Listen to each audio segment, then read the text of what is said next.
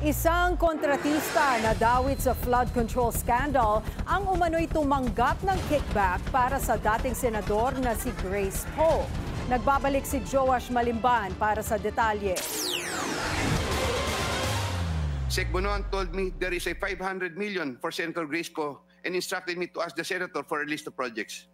Jaywa De La Rosa told me to coordinate the matter with Mrs. Patron, a contractor. Isang Mrs. Patron ang idinikit ni dating DPWH Undersecretary Roberto Bernardo sa pangalan ni dating Senador Grace Poe matapos ang kanyang muling pagsisiwalat sa Senate Blue Ribbon Committee hearing. Ani Yusek Bernardo, mayroon umanong 20% commitment para kay Senator Poe.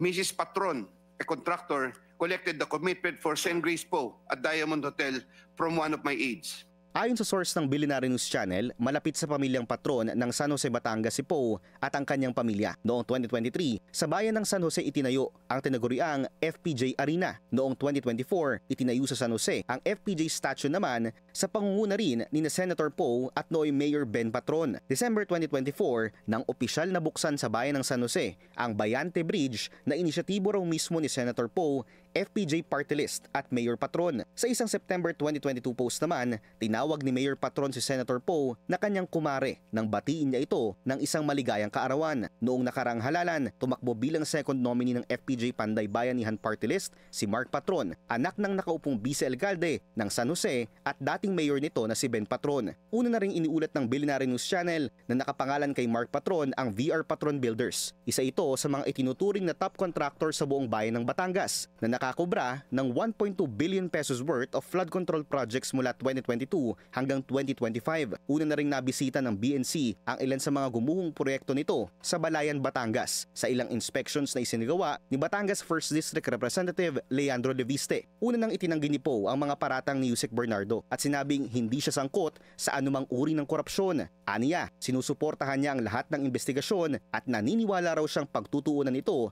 ng pansin ng Department of Justice. Sinubukan ng Billionaire News Channel na kunin ang panig ng mga patron pero hindi sila tumugon sa aming mga mensahe. Para sa Agenda Weekend, Joash Malimban, Billionaire News Channel.